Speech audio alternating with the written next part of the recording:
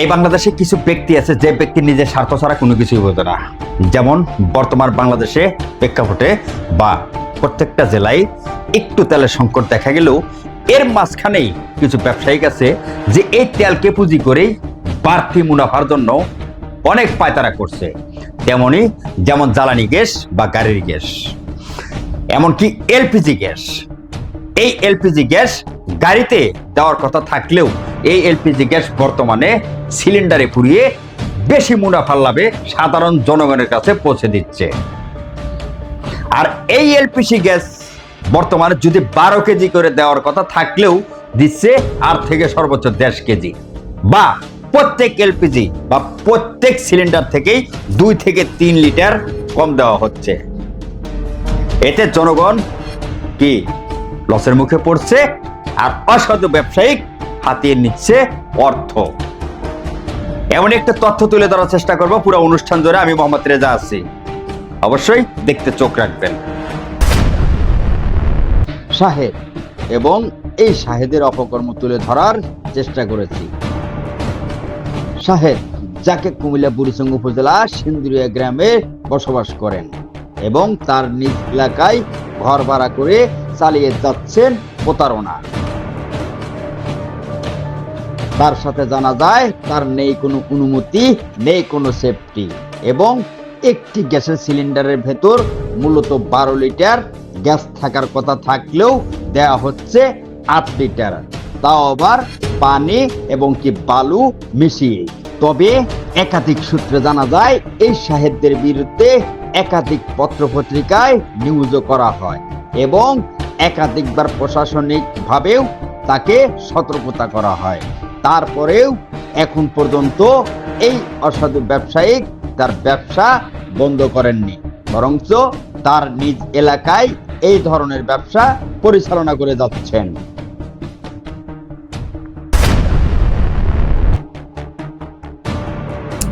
Gas cylinder যে রুমের মাঝখানেই আপনি 25 থেকে 30 লিটার পর্যন্ত গ্যাস সিলিন্ডার রেখেছে। এই প্রত্যেকটি গ্যাস সিলিন্ডার পুরা ফুল করে পাম্পে, যেখানে এলপিজি গ্যাস বলা হয়, যে পাম্পে এলপিজি হিসাবে গাড়িতে লোড করা হয়, ওইখান থেকে তারা রাতের আধারেই লোড করে সরাসরি নিজের গোডাউনে ঘুরে আসছে। আর এখান থেকেই সরাসরি সাপ্লাই করে ছোট ছোট যে 10 থেকে 12 কেজি গ্যাস লোড করে সাধারণ জনগণের কাছে পৌঁছা দেওয়ার কথা, এই গ্যাস আবার রিপ্লাই তারা 8 থেকে 10 কেজি এখানেই রিফুল করে সরাসরি জনগণের কাছে পৌঁছে দিচ্ছে। আর এই ব্যক্তির এতটুকু প্রভাব, যার নামে একাধিকবার নিউজ করা হয় বা এখানে সরাসরি প্রশাসনও নিষেধ করা, এমনকি ওই এলাকায় কয়েকজন প্রভাবশালী ব্যক্তি আছে যাদের কারণে এই ব্যবসা দীর্ঘ 7 বছর চালিয়ে যাচ্ছে। পুরো তথ্য তুলে ধরার চেষ্টা করেছি, বা কিভাবে গ্যাস ঘরের ভিতরে মজুত করে প্রত্যেকটা সিলিন্ডারে 2 কেজি করে কম দিয়ে জনগণের কাছে বিক্রি করছে 2000 থেকে 2100 টাকা। এমন ভাবে মজুত করে রাখছে আর এমন ভাবে লোড করছে, কি একটা ভয়াবহ অবস্থা। পুরো বিস্তারিত দেখানোর চেষ্টা করেছি। শাহেদ এবং তার শালা এই দুইজন মিলেই এই ধরনের অপকর্ম চালিয়ে যাচ্ছে এবং তাদের মুখেই স্বীকার করেন কিভাবে কতটুকু কম দিচ্ছেন এবং কিভাবে এই ব্যবসা পরিচালনাও করছেন। পুরো বিস্তারিতই তারা নিজের মুখেই স্বীকার করেন। তারপরেও এখন পর্যন্ত এই অসাধু ব্যবসায়ীদের বিরুদ্ধে কোনো প্রশাসনিক হস্তক্ষেপ নেই বললেই চলে। আমি 100 গ্রাম কম দিই। হ্যাঁ, 100 গ্রাম কম দিই। সোমবার 100 গ্রাম আমি দুধ কম দিই। আমার 100 গ্রাম কম দেওয়ার পরে আমার ঘাটতিও তার সাথে জানা যায় নিকটস্থ দেবপুর ফাঁড়ির ইনচার্জের বারবার কল দেওয়ার পরেও তারা কোনো সাড়া দেয়নি। পরে জানা যায় তারাও নাকি এই শাহেদের কাছ থেকেই প্রতি মাসে 10,000 টাকা করে মাসোয়ারা নিয়ে বসে থাকেন। এই যে আমি অবৈধ আমি 2 নম্বর খারাপ, আচ্ছা আমি যদি খারাপ দাম সব বাদ দিয়া ডিলারটা লইছি, ডিলারের ব্যবসা করি।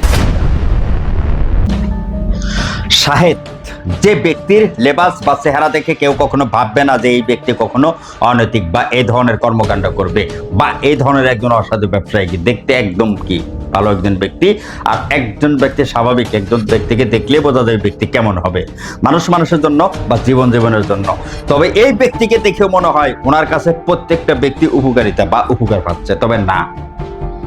প্রত্যেকটা সিলিন্ডার বিক্রি করা হচ্ছে 2100 টাকা, নিজের ঘরেই এমনকি লোড করা হচ্ছে। আর এই গ্যাস কোথায় থেকে আনা হচ্ছে? এই গ্যাস আনা হচ্ছে সরাসরি পাম্পে থেকে, অথচ দোকানের সামনে লাগিয়ে রাখছে কি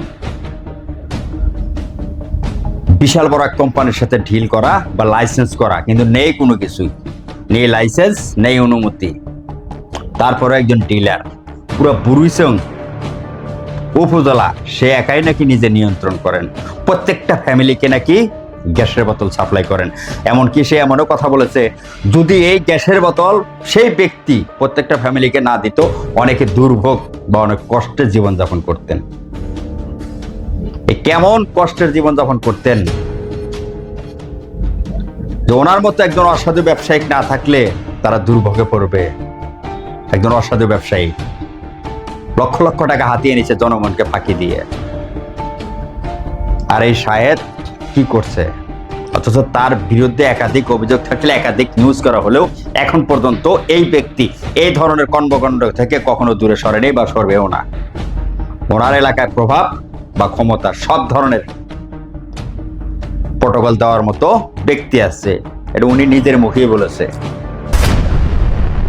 প্রতারক সাহেব, তার মুখের কথা শুনলে যে কোনো ব্যক্তি ভালো মনে করবে, অথচ এই ব্যক্তি করে যাচ্ছেন প্রতারণা।